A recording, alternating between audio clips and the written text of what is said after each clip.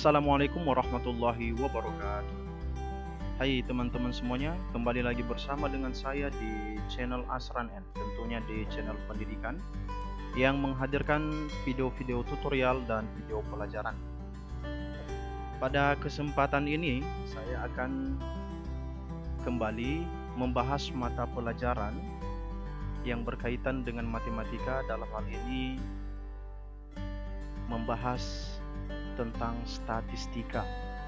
Sebelum saya memulai, terlebih dahulu dukungan dari kawan-kawan semua. Silakan klik like, share, dan subscribe, serta tinggalkan komen sesuai dengan isi video. Salam silaturahmi untuk kita semuanya. Mudah-mudahan kita semuanya mendapatkan kesuksesan, karena subscribe itu gratis. Untuk memulai materinya, kita langsung check it out.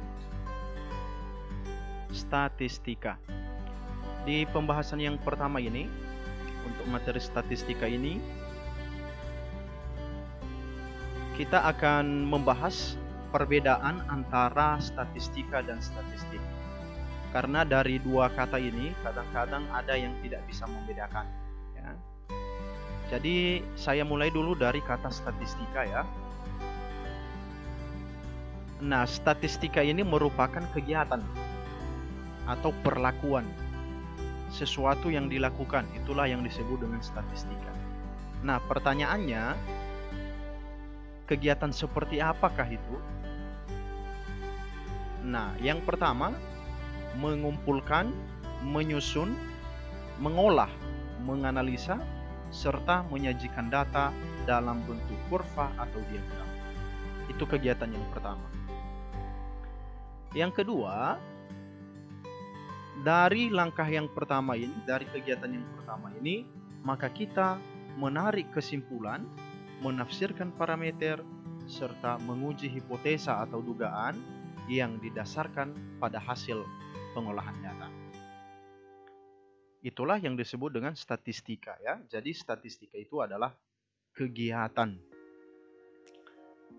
Nah, sedangkan hasil dari kegiatan-kegiatan kita ini yang bersifat representatif atau mewakili seluruh data, itulah yang disebut dengan statistik.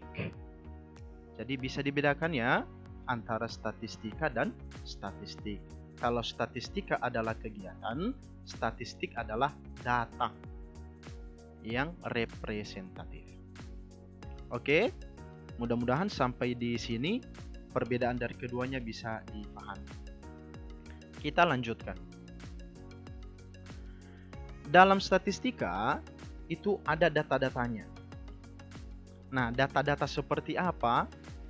Nah, lihat syarat-syaratnya. Yang pertama, bahwa data itu harus objektif.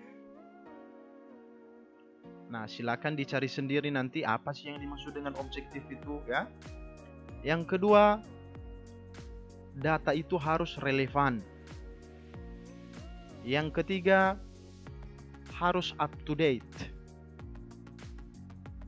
Yang keempat, harus representatif, mewakili seluruh data.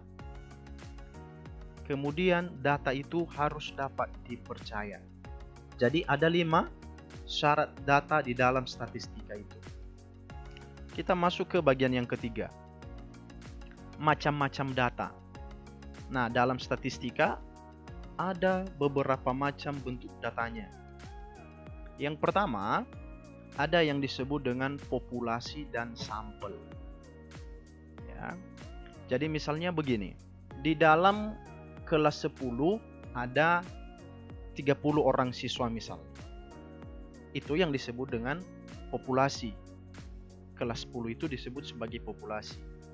Nah, 5 orang dari kelas 10 itu yang disebut dengan sampel. Jadi bagian dari populasi, itulah yang disebut sebagai sampel. Yang kedua, ada yang disebut dengan data tunggal dan data berkelompok. Nah, disinilah nanti kita akan sering bermain-main dengan data statistika, ya, antara data tunggal dan data berkelompok. Nah, apa itu data tunggal? Data tunggal itu data yang belum dikelompokkan menurut urutan dan klasifikasi tertentu. Jadi bisa dikatakan bahwa data tunggal itu adalah data yang masih random, data acak, ya. Kita lihat contohnya. Nih, data nilai ulangan matematika 10 siswa Mas Teluk Dalam. Ini nilainya, ya, bisa dilihat. Ini data masih random, masih acak semua. Kalau kamu lihat di sini ada 70, ada yang 80, artinya belum berurutan, belum dikelompokkan. Itu yang disebut sebagai data tunggal. Kemudian data berkelompok. Nah, kalau data berkelompok itu data yang sudah diurutkan berdasarkan klasifikasi tertentu. Kita perhatikan contohnya, data nilai ulangan matematika 40 siswa. Nah, ini jelas ya. Nilai yang 65 sampai 70 itu ada 12 orang. Nilai yang 71 sampai 76 ada 15 orang. Nilai 77 sampai 82 ada 8 orang. Nilai 83 sampai 88 ada 5 orang. Kalau kita lihat dari banyaknya orang, ya, berdasarkan nilai yang sudah dikelompokkan, ini 12 orang, 15 orang, 27 orang, tambah 8, 35, tambah 5, 40. Jadi sesuai dengan jumlah siswanya. Jadi data-data ini sudah dikelompokkan berdasarkan klasifikasi tertentu. Kita masuk ke nomor 3. Dari macam-macam data ya.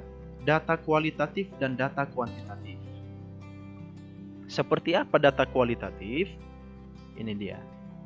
Jadi data kualitatif itu dia tidak menggunakan angka, tapi menggunakan kalimat. Ya. Misalnya mutu barang itu baik, hasil penjualan itu merosot, hasil ujian siswa meningkat. Jadi dia dideskripsikan dengan kata-kata, tidak dengan angka. Kemudian data kuantitatif. Nah, kalau kuantitatif ini berkaitan dengan angka. Data kuantitatif itu ada 2 jenis ya. Yang pertama ada data diskrit, yang kemudian ada data kontinu. Apa itu data diskrit? Data diskrit itu diperoleh dari hasil menghitung. Ya, misalnya begini. Kalau data diskrit ya, jumlah siswa ada 50 orang. Jadi kita sudah melakukan perhitungan ya. Keuntungan penjualannya 25 juta. Jadi kita sudah melakukan perhitungan. Dan bisa lagi dicari nanti contoh-contoh yang lain. Kalau data kontinu, yaitu data yang diperoleh dari hasil mengukur. Misalnya, tinggi badan siswa SMK rata-ratanya 160 cm.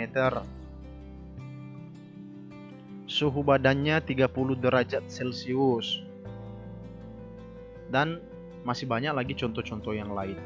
Ya, jadi data kuantitatif itu ada 2, diskrit dan kontinu.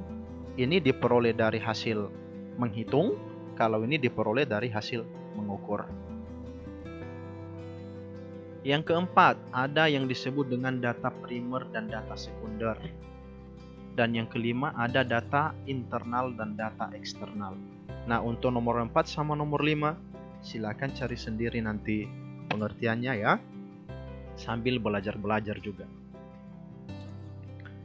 Nah, di dalam statistika, ada kegiatan-kegiatan pengolahan data itu, yaitu penyajian data. Ya. Apa saja bentuk-bentuk penyajian data? Yang pertama, data itu disajikan dalam tabel distribusi frekuensi. Yang kedua, dalam diagram dan grafik. Khusus untuk diagram dan grafik itu terdiri dari beberapa macam lagi. Yang pertama ada diagram lambang, diagram batang, diagram garis, diagram lingkaran, histogram dan poligon frekuensi grafik OGIF. Nah, di kesempatan ini nanti saya akan coba menjelaskan cara penyajian data khusus yang tabel distribusi frekuensi. Nanti untuk diagram dan grafik itu di pertemuan berikutnya kita akan tuntaskan. Oke, mudah-mudahan sampai di sini semuanya bisa memahami ya. Kita lanjutkan. Kita masuk ke yang nomor 1 tadi yang saya singgung dari awal ya. Menyajikan data dalam tabel distribusi frekuensi. Ini ada sebuah contoh. Hasil nilai ulangan matematika 100 orang siswa suatu SMK sebagai berikut. Jadi data ini data yang diperoleh di lapangan dan dia masih random, ya, masih acak. Ada 100 data, datanya kira-kira seperti ini. Nah, dari data ini, tugas kita yang pertama adalah mengurutkan data dari data terkecil ke data yang nilainya terbesar. Nah, silakan dilihat dari data acak ini kira-kira data yang terkecilnya itu yang mana ya? Nah, setelah kamu lihat-lihat, maka nilai data terkecilnya adalah, iya benar sekali, nilai data terkecilnya adalah 40. Nah, langkah berikutnya, kalau kita sudah memperoleh data terkecilnya, misalnya di sini 40, maka itu panduan kita mengurutkan datanya sampai seterusnya. Apa data di atas 40? Misalnya 41. Di atas 41, 42, sampai seterusnya, sampai batas maksimal data ini. Seterusnya, ketika mengurutkan data, maka setiap data yang sudah diurutkan itu harus dicontreng seperti ini ya, supaya tidak ada data yang kurang atau data yang lebih. Karena kalau kamu perhatikan, di dalam sekumpulan data ini, ada data yang berulang sampai beberapa kali. Jadi harus benar-benar teliti menyusunnya. Nah, jadi saya misalkan 10 data saja dari sini ya, kita urutkan. Lepas 40, lihat lagi yang data 40, ada tidak? Nyatanya tidak ada, berarti kita masuk ke 41 ya. Nih 41, masuk lagi 41, masuk lagi 41. Jadi setiap yang sudah dipilih langsung ditandai. Oke, udah 4 data ya, 40, 41, 41, 41. Lihat lagi, ada tidak 41? Nah, tidak ada, berarti masuk 42. Nah, ini 42. Lepas 42, 43, 44. Nah, bagaimana kalau seandainya data di atas 44, misalnya 45, 46 tidak ada, maka tidak masalah. Kalau tidak ada datanya, lanjut ke data berikutnya. Ya, misalnya di sini 44, langsung 47. Nah, lihat lagi, ada lagi nggak data 47? Nyatanya masih ada 47. 47, ya. Kita lihat udah berapa data ini. Tadi saya katakan dari awal kita susun sampai 10 data saja dulu ya. Tugasmu nanti menyusun data berikutnya sampai terurut. Nih, 1, 2, 3, 4, 5, 6, 7, 8, 9, 10. Nah, kita lanjutkan. Inilah yang saya katakan dari awal tadi ya, menyusun data dari yang terkecil ke data terbesar. Nah, jadi kalau kamu urutkan nanti, kamu urutkan dari kiri ke kanan. Ini udah 10 data yang kita contreng-contreng dari langkah sebelumnya tadi. Nanti kalau kamu sudah berhasil menyusun datanya semua, kira-kira hasil data terakhir itu seperti ini. Nah, jadi sudah terurut ini semua, sudah diurutkan. Maka kita bisa lihat bahwa data terkecilnya di sini adalah 40, data terbesarnya adalah 78. Iya, benar sekali. Ya, mudah-mudahan sampai proses mengurutkan data itu bisa dipahami ya. Ingat, jangan sampai ada kurang jumlah atau lebih jumlah ya. Makanya perlu konsen, fokus, dan hati-hati. Nah, setelah langkah di atas menyusun data, kita masuk ke menentukan daerah jangkauan. Jadi menyusun data di dalam distribusi frekuensi itu ada beberapa langkah, tidak semudah itu saja. Ya. Langkah pertamanya tadi menyusun data, kemudian yang kedua menentukan daerah jangkauan. Nah, kita lihat apa rumus yang kita gunakan untuk menentukan daerah jangkauan. Nah, ini rumusnya. R sama dengan X max dikurang X min. X di sini adalah data, ya. Jadi data terbesar dikurangi data terkecil. Benar sekali. Maka kita lihat hasilnya. R sama dengan 78 karena data terbesarnya tadi 78 dikurang 40 data terkecilnya, maka hasilnya adalah, iya benar sekali, 38.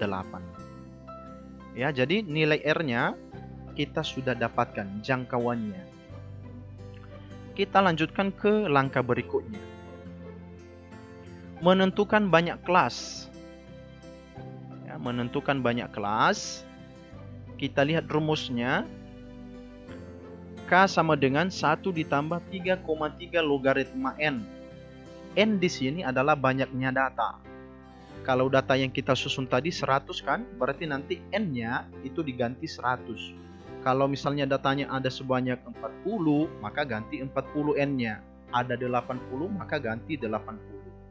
Nah, rumus ini atau aturan ini disebut dengan aturan Sturges. Ya, jadi ini aturan Sturges.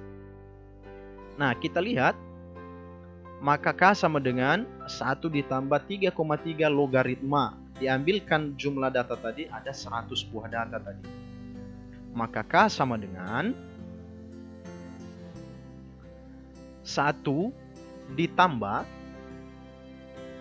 3,3 kali 2. Nah, pertanyaannya, dari mana diambil yang 2? Nilai 2 ini adalah nilai logaritma 100. Bagaimana cara perolehannya? Kita sedikit mengulas kembali masalah logaritma ya. Logaritma 100 itu sama dengan logaritma 10 kali 10. Maka hasilnya sama dengan, kalau dalam logaritma dia dibatasi dengan tanda kali, maka nanti dia menjadi penjumlahan. Jadi logaritma 10 ditambah logaritma 10. Nilai logaritma 10 nilainya adalah 1. Maka tambah 1, hasilnya adalah 2. Yang 2 ini dia. Paham ya? Oke, mudah-mudahan paham sampai di situ. Maka selanjutnya, kita harus mengikuti aturannya menyelesaikan ini. Yang 1 itu jangan diganggu.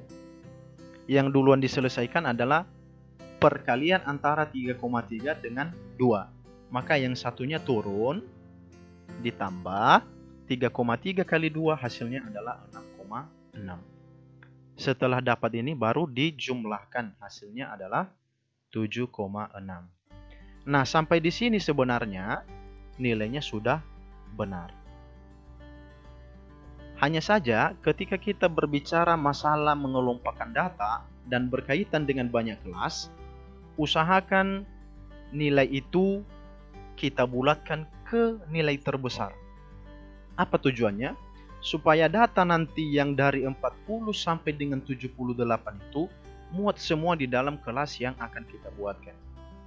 Nanti maksud yang saya bicarakan ini kamu akan pahami, kita uji coba nanti ya. Oke. Maka ketika kita bulatkan hasilnya adalah 8. Oke, jadi diingat itu ya. Untuk kelas, usahakan dibulatkan ke nilai terbesar. Tujuannya apa tadi? Iya, benar sekali. Supaya semua data itu masuk ke dalam kelas. Oke, mudah-mudahan sampai di sini bisa dipahami. Sekarang masuk ke langkah yang keempat. Menentukan panjang kelas. Rumus yang kita gunakan adalah P sama dengan R per K. Jadi panjang kelas itu yaitu perbandingan antara daerah jangkauan dengan banyak kelas. Nah, untuk data yang sedang kita mau susun ini, maka panjang kelasnya adalah P sama dengan, masukkan nilai R-nya tadi dari langkah nomor 2, yaitu 38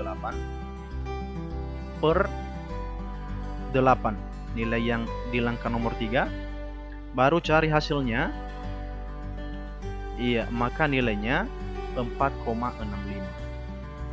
Sampai di langkah ini, maka ada 2 yang harus kita perlu uji coba dalam hal memilih panjang kelas, ya.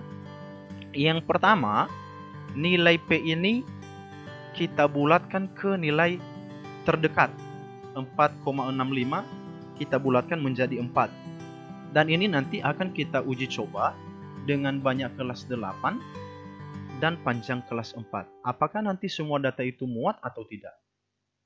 Atau kita menggunakan panjang kelas sama dengan 5. Maksudnya banyak kelasnya ada 8, panjang kelasnya 5. Oke, kita lanjutkan. Langkah kelima sekarang adalah menyusun data di dalam tabel dengan menggunakan turus. Apa itu turus? Pasti ada yang bertanya ini ya. Turus ini sistem tali. Sama kalau misalnya kita ada pemilihan kades di kampung atau pemilihan pilgubsu dan seterusnya, itu biasanya orang-orang yang menghitung suara, mereka akan menuliskan data-data suara itu dalam bentuk turus atau tali, ya, dalam bentuk hitungan-hitungan dengan garis-garis, ya.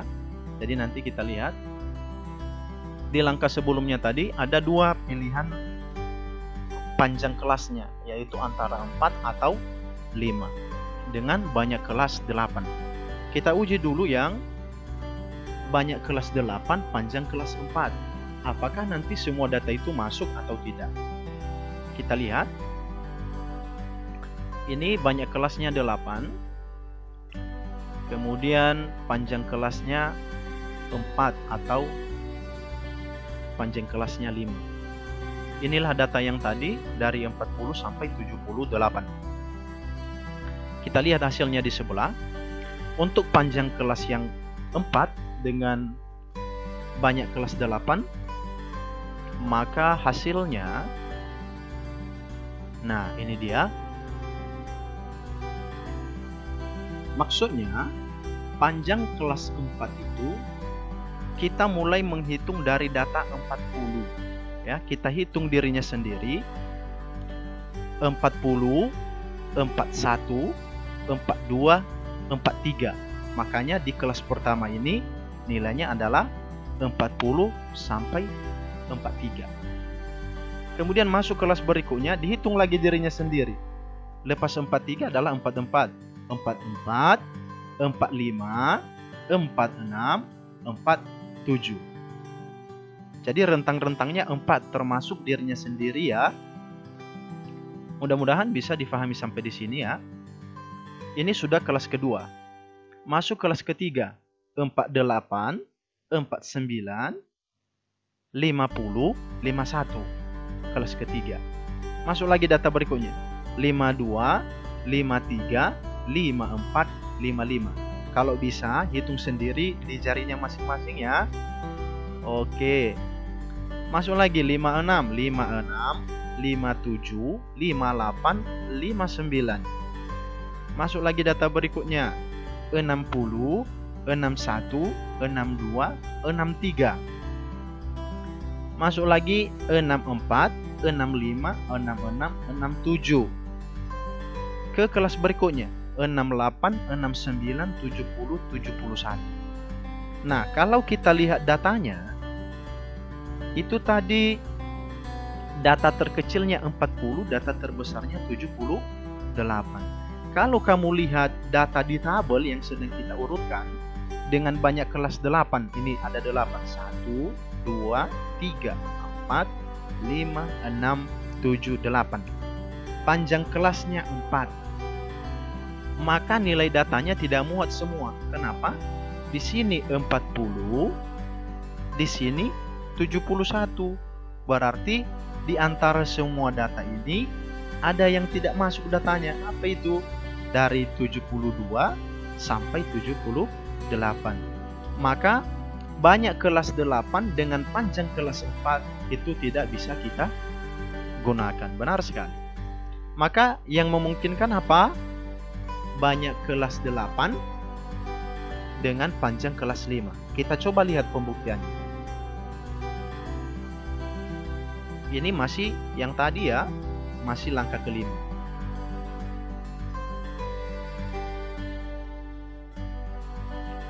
Kita sekarang masuk untuk P sama dengan 5.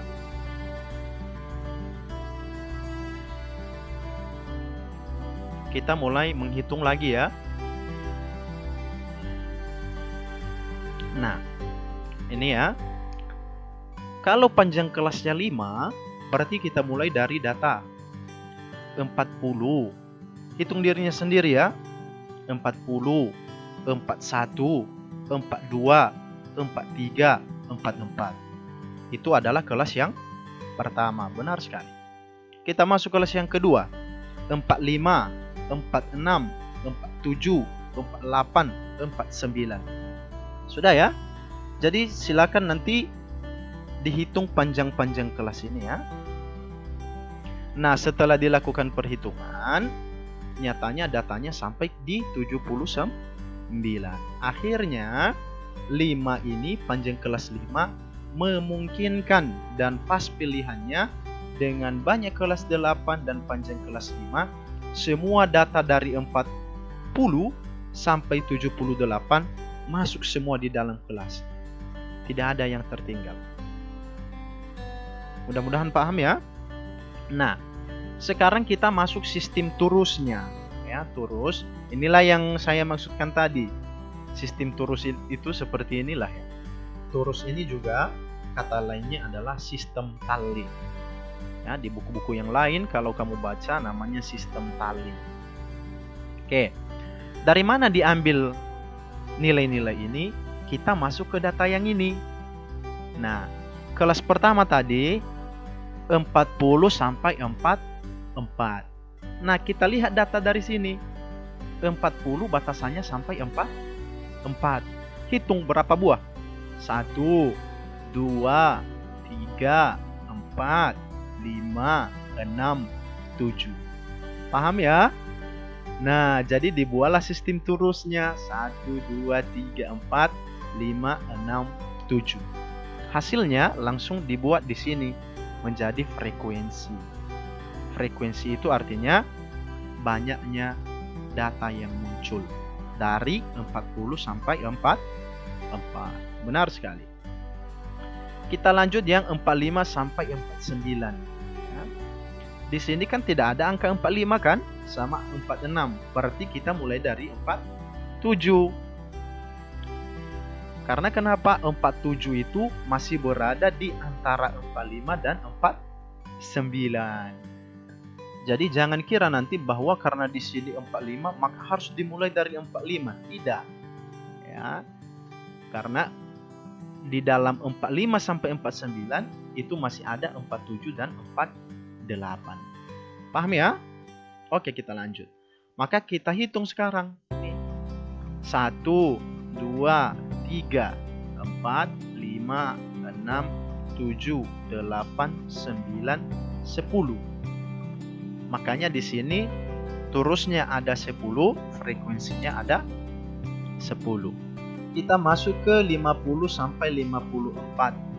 Nih, 50, 1, 2, 3, 4, 5, 6, 7, 8. Berarti ada 8 data. Ya, paham ya? Jadi begitu seterusnya sampai nanti ke data 79. Paham ya? Mudah-mudahan sampai di sini bisa dipahami.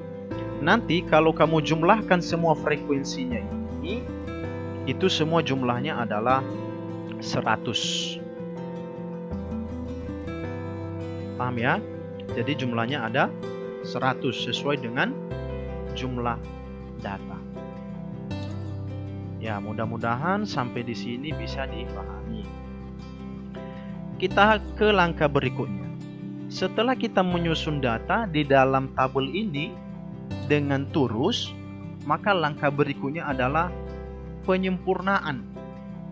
Membuat tabel distribusi frekuensinya. Kita lihat. Nah, di data tabel distribusi frekuensi, yang terusnya tadi tidak diambilkan lagi, tapi yang diambil hanya kelas dengan frekuensi saja. Maka hasil yang ini, itulah yang disebut sebagai tabel distribusi frekuensi. Mudah-mudahan sampai di langkah ini bisa dipahami. Oke? Baik, kita lanjutkan lagi. Setelah kita punya tabel distribusi frekuensi, tugas kita berikutnya adalah dari tabel ini kita akan menentukan yang namanya batas kelas dan tepi kelas. Nah, kita lihat apa itu batas kelas. Batas kelas itu adalah batas bawah dan batas atas kelas. Kita lihat apa itu batas bawah. Batas bawah ini dia yang ada kotak merah ini. Itu semuanya disebut sebagai batas bawah kelas. Jadi kalau dituliskan di sini berarti 40, 45, 50 sampai dengan 75. Di sini saya kasihkan titik-titik karena kurang muat ya. Jadi itulah batas bawahnya.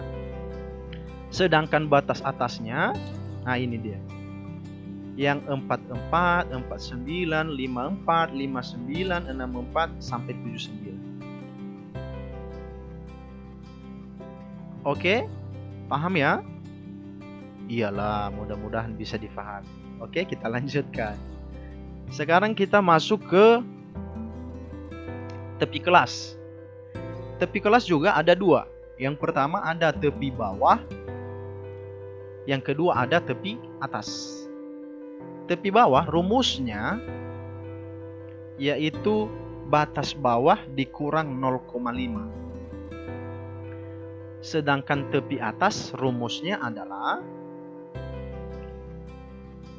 batas atas ditambah 0,5. Saya buatkan satu contoh di sini untuk kelas yang pertama. Ini semua tadi adalah batas bawah ya. Untuk menentukan tepi bawahnya berarti ini kelas yang pertama batas bawahnya 40. Berarti nanti 40 dikurang 0,5. Maka hasilnya adalah 39,5. Benar sekali. Di kelas yang kedua batas bawahnya adalah 45. Maka diganti di sini 45 dikurang 0,5. Iya, hasilnya adalah 44,5. Dan begitu sampai seterusnya. Maka nanti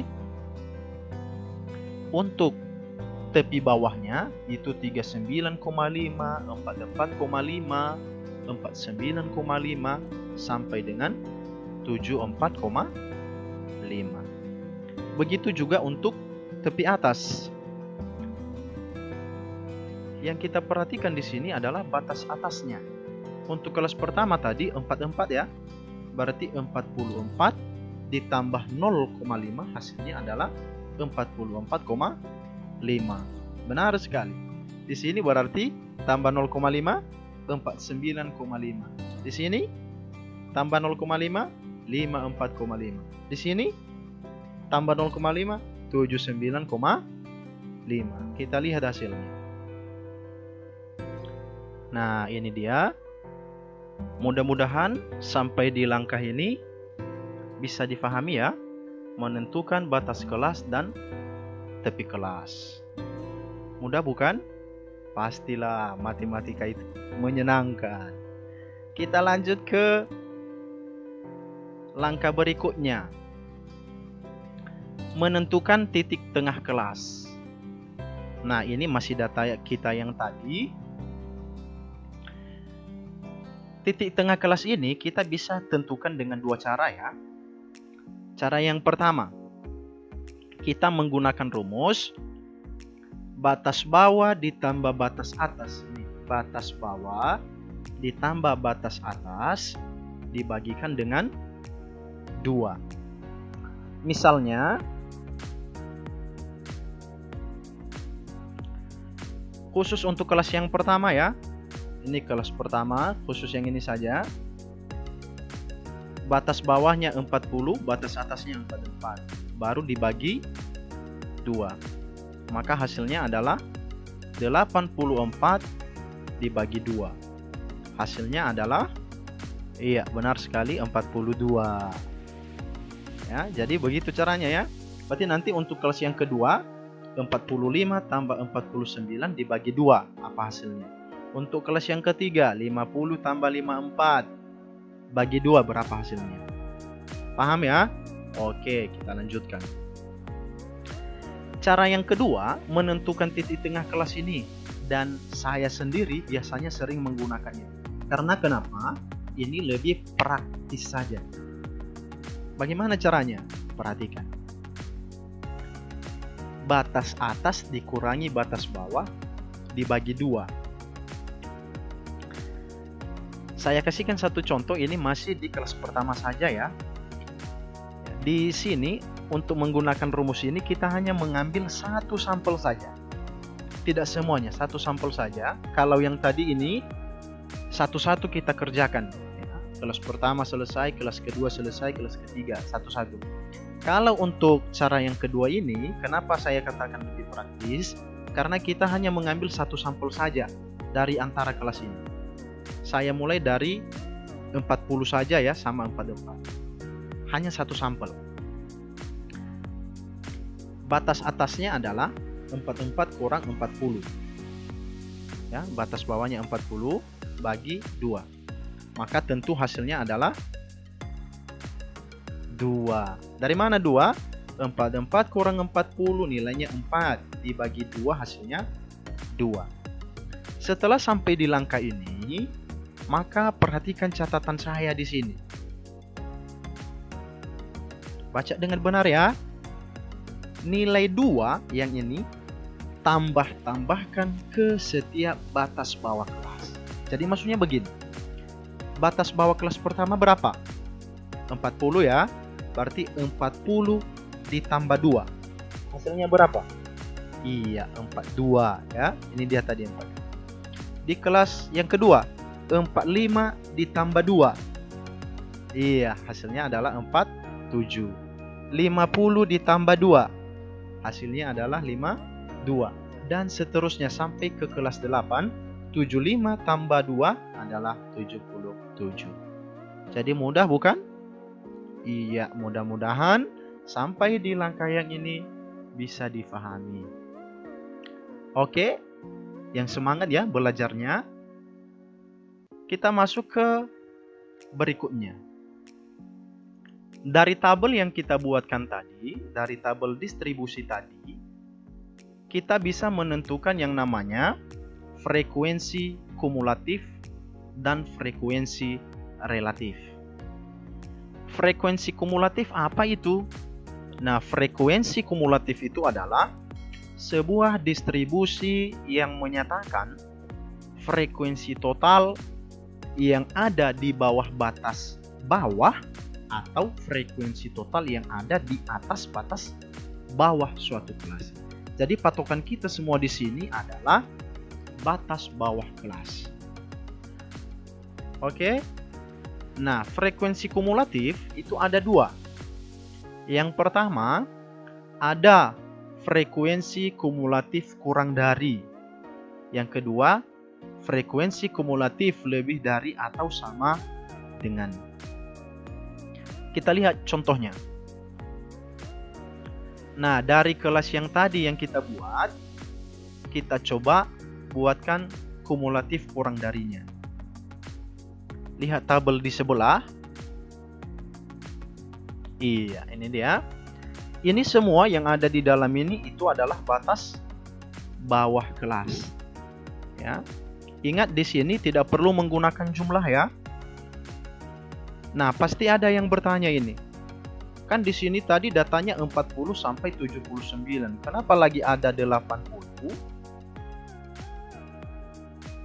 Karena kalau kamu perhatikan 79 ini datanya kurang dari 80. Makanya masuk yang kurang dari 80. Jadi kalau ditanya data yang kurang dari 80 itu apa? Datanya 79. Paham ya? Oke. Kita masuk ke kelas yang pertama. Nilai yang kurang dari 40. Data yang ada di bawah 40 apa? 39. Ada nggak data 39? Tidak ada. Maka datanya 0 frekuensinya. Makanya di sini dimulai dengan 0. Paham ya? Kita masuk sekarang. Yang kurang dari 45. Apa yang kurang dari 45? 44. Ada datanya, ada berapa? 7. Maka 0 ditambah 7 hasilnya berapa? Benar sekali 7. Masuk ke kelas yang ketiga. Kurang dari 50. Yang kurang dari 50 apa? 49. Ada nggak frekuensi yang 49? Ada. Berapa? 10. Maka 7 ditambah 10 hasilnya berapa? 17. Masuk ke data yang keempat. Kurang dari 55. Berapa? 54. Data yang kurang dari 55 itu 54. Ada frekuensinya? Ada. Berapa? 8. 17 ditambah 8. Hasilnya berapa? 25. Benar sekali. Yang kurang dari 60. Ada? Iya, 59. Berapa? 18. Maka 25 tambah 18 hasilnya 43. Begitu seterusnya sampai data ke yang terakhir. Yang kurang dari data 80 ada? Ada. 79. Ada frekuensinya? Ada. Berapa? 8. Maka 92 ditambah 8 hasilnya 100. Paham ya? Nah, jadi selalu perbandingan kita adalah data yang awal. Oke, mudah-mudahan sampai di langkah ini bisa difahami. Mudah bukan? Sekarang kita masuk ke yang bagian kedua dari frekuensi kumulatif, yaitu frekuensi kumulatif lebih dari atau sama dengan. Ini masih data yang tadi. Kita lihat hasilnya di data yang sebelah. Iya. Hampir sama mereka, ini batas bawah masing-masing kelas. Yang membedakan hanya tanda. Ini dibaca lebih dari atau sama dengan. Atau dengan kata lain, tidak kurang dari 40. Tapi datanya itu dimulai dari 40. Nah, untuk frekuensi kumulatif lebih dari atau sama dengan, untuk kelas pertama ini kita mulai dari data jumlah frekuensinya. Jumlah frekuensi tadi berapa? 100 ya. Jadi 100. Kita bikin di sini 100. Baru kemudian 100 dikurangi 7. Berapa? 93 ya. 93 kurangi 10. 83. 83 kurangi 8. 75. 75 kurang 18. 57. 57 kurang 24. 33. 33 kurang 15. 18. 18 kurang 10. 8. 8 kurang 8. 0. Paham ya? Jadi seperti itulah cara menentukan frekuensi kumulatif lebih dari atau sama dengan. Kalau yang kumulatif kurang dari tadi, itu ditambah-tambah. Kalau yang kumulatif lebih dari atau sama dengan, dikurang-kurang. Dengan catatan, yang kita muatkan di sini adalah jumlah frekuensi total. Oke, kita lanjutkan ke pembahasan yang paling terakhir, yaitu bagian B, frekuensi relatif. Nah, Apa itu frekuensi relatif? Frekuensi relatif itu adalah perbandingan antara frekuensi masing-masing kelas dengan jumlah frekuensi keseluruhan yang dinyatakan dalam tanda persen. Kita lihat hasilnya, cara pengerjaannya. Ini tadi yang kelas sama frekuensi ya, yang ini tadi. Di sebelahnya saya buatkan frekuensi relatif dalam tanda persen. Misalnya saya ambil satu contoh khusus yang kelas pertama ya. Kita ambil data 7 karena frekuensi kelas pertama itu 7 per kita ambil jumlah frekuensi keseluruhan 100 dikalikan dengan 100%. Di sini mungkin kelihatan mudah karena jumlah total frekuensi data keseluruhan itu 100 dan dinyatakan juga dalam 100%. Jadi kita tinggal menyederhanakan 100 dibagikan dengan 100. Iya, hasilnya sama dengan benar sekali 7%. Nah, yang 7% kita muatkan di sini. Yang kita ambil angka 7 saja, tidak perlu ada persennya karena kita sudah bikin keterangan di sini. Persen. Jadi ini dibaca 7%. Nah, silakan nanti kamu berlatih menentukan yang frekuensi untuk kelas yang kedua. Kalau nanti kamu benar menghitung, itu hasilnya adalah semuanya 100%. Ya, mudah-mudahan sampai di langkah ini pekerjaan kita untuk menyatakan data di dalam tabel frekuensi nanti bisa diterapkan untuk tugas-tugas kelas di setiap pembelajaran matematika khusus untuk statistika. Demikian yang bisa saya bagikan pada pertemuan ini. Mudah-mudahan bermanfaat dan akan kita lanjutkan untuk pertemuan-pertemuan berikutnya seputar diagram dan grafik. Saya akhiri pertemuan ini. Assalamualaikum warahmatullahi wabarakatuh.